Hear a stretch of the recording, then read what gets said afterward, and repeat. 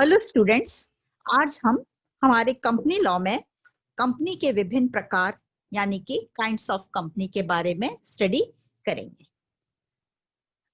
प्रारंभ में जो व्यापार एवं उद्योग थे उनकी संख्या काफी सीमित होती थी और इसी कारण से बहुत ही कम प्रकार की कंपनियां थी। किंतु यह हम देख रहे हैं वर्तमान युग में व्यापार और उद्योग का बहुत विकास और विस्तार हो गया है और उसी के परिणाम स्वरूप कई प्रकार की कंपनियां बनाई जाने लगी हैं, जिन्हें भारतीय कंपनी अधिनियम 2013 के अनुसार मान्यता प्रदान की गई है। हम अपनी स्टडी के हिसाब से कंपनी को मुख्य रूप से दो भागों में विभाजित करेंगे, असमामेलित कंपनियां और समामेलित कंपनियां। असमामेलित जो कंपनीज होती हैं उन्हें हम अनरजिस्टर्ड कंपनीज भी कहते हैं। कंपनी अधिनियम 2013 में कई प्रकार की संस्थाएं हैं जिनका निर्माण भारत में प्रचलित अन्य विधानों के अधीन हुआ है। वह किसी भी समय अपना कंपनी विधान के अंतर्गत पंजीकरण कराकर कंपनी बन सकती हैं, जैसे कि कोई भी साझेदारी फर्म हो, सीमित दायित्व वाली साझेदारी फर्म हो, सहकारी कंपनियां हो या कोई भी व्यावसायिक संस्था है, कंपनी अधिनियम के अंतर्गत अपना पंजीकरण कराकर कंपनी बन सकती है। दूसरी प्रकार की जो कंपनीज हैं वह है समामेलित कंपनियां यानी कि इनकॉर्पोरेटेड कंपनीज। इनकॉर्पोरेटेड कंपनीज को हम मुख्य रूप से तीन भागों में विभाजित किया है। Incorporated companies by royal chartered companies, second is companies formed under special act of parliament, and third are companies incorporated under companies act। सबसे पहले हम अध्ययन करेंगे शाही अधिकार द्वारा समामेलित कंपनीज यानी कि companies registered bye royal chartered companies. यदि हम कंपनी अधिनियम की ऐतिहासिक पृष्ठभूमि का अध्ययन करें तो हमें यह पता चलता है कि सबसे पहले कंपनियों की स्थापना शाही अधिकार पत्र के द्वारा की गई थी। ऐसी कंपनियों का आशय उन कंपनियों से है जिनकी स्थापना किसी शाही फरमान अथवा बादशाह की विशेष आज्ञा से हुई हो। इन्हें चार्टर्ड कंपनीज भी कहा जाता है।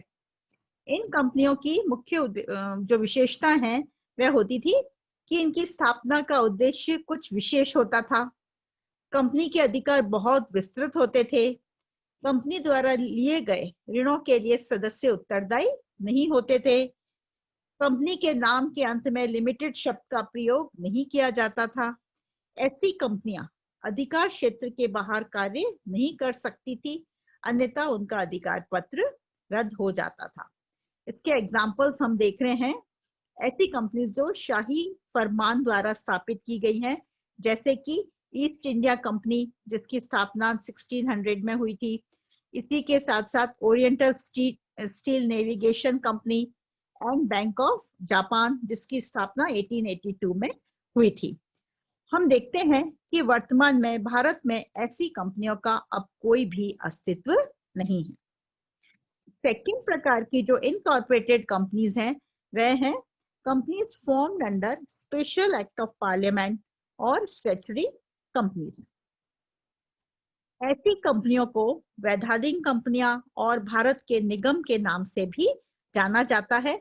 यह कंपनियां संसद के विशेष अधिनियम द्वारा समामेलित या इनकॉर्पोरेटेड होती हैं और ऐसी कंपनियों जो है वो राष्ट्रीय महत्व की, राष्ट्रीय सुरक्षा की वस्तुओं का उत्पादन करने वाली तथा सार्वजनिक हित का कार्य करने वाली होती है और इनका उद्देश्य देश की संसद अथवा किसी राज्य की विधानसभा में विशेष अधिनियम पारित करके इनकी स्थापना की जाती है।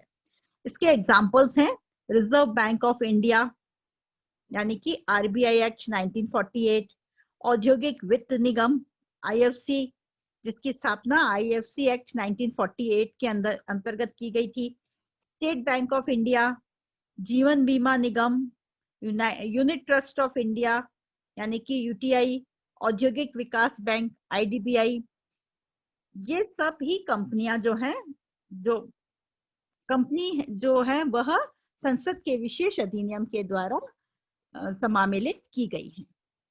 अगर हम इनकी विशेषताओं के बारे में देखें तो ऐसी कंपनियां संसद अथवा विधानसभा में पारित विशेष अधिनियम द्वारा समामेलित की जाती हैं। ऐसी कंपनियों की स्थापना राष्ट्रीय महत्व के व्यापार या अन्य कार्यों को करने के लिए की जाती है। इन कंपनियों का अलग से पार्षद सीमा नियम नहीं होता है।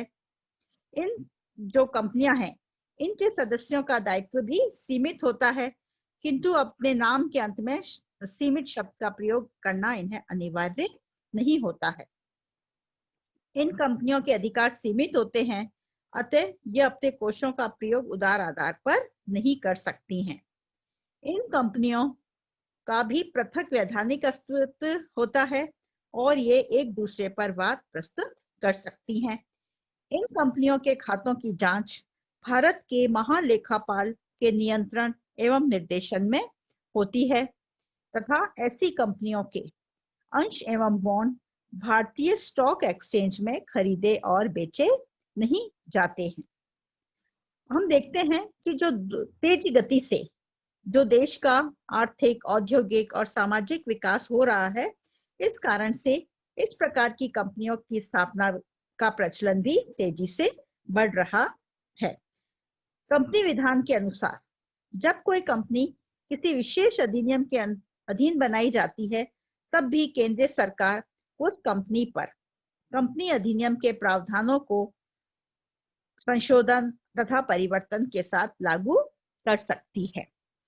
क्योंकि कंपनी की जो प्रकार हैं, ये एक बहुत ही विस्तृत विषय है, इसलिए मैंने इस वीडियो को 3-4 भागों में विभक्त किया है। आप अगली जो कंपनी के प्रकार हैं उसको देखने के लिए इस चैनल को सब्सक्राइब जरूर करें तथा इस कंपनी के अन्य प्रकार के बारे में भी वीडियोस जरूर देखें। Thank you.